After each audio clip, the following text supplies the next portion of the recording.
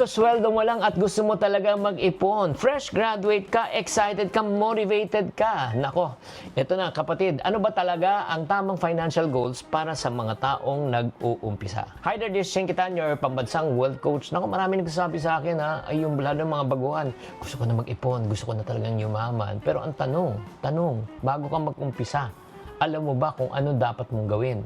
Alam nyo ba, sa pag-iipon, hindi pwedeng bahala na. Kapag walang goal, walang direksyon. Pag wala talagang direksyon, gulo, di ba? Actually, kailangan mo talaga mag-umpisa na meron kang tinatawag na specific target. Alam nyo ba yung SMART? Oo. Di po yung telco company. Ang tawag po niyan ay specific, measurable, achievable, readable, and time-bounded. Kaya kailangan po, number one, kailangan specific. May goal ka. Magkano ang gusto mong ipunin? 1,000 ba sa isang buwan? 2,000? 5,000? Ang tawag po natin ay starter fund. Kaya kung beginner ka, huwag agad emergency fund ang gagawin mo. Starter fund, start small. Di ba ang kagandahan? Kasi pag nakaipon ka na ng 1,000 pesos, sabihin mo, ay, kaya ko pala. And then next month, hindi na 1,000, magiging 2. And then, ay, kaya ko pala from 2, magiging 3. From 3, magiging 4. Pataas ng pataas siya. That's number 1. Number 2, ang goal po natin sa pag-iipon, emergency fund. Ano ba itong emergency fund, Chinky?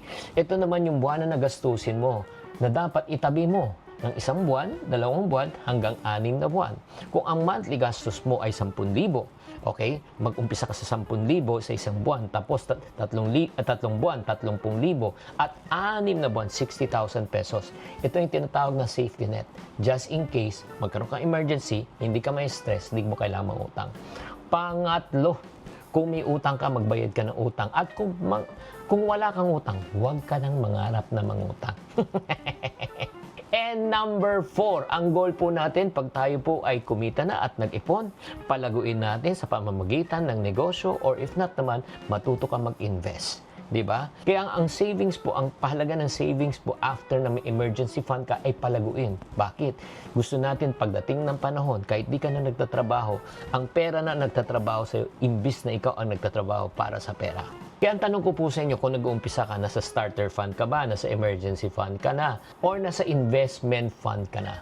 At kung gusto mo talagang matuto pa ng maraming mga idea, alam mo na sumunod ka na sa channel na ito, sa programang ito. Dahil tatandaan, ang tunay na yayamanin, hindi basta nangangarap, nagseset ng goals.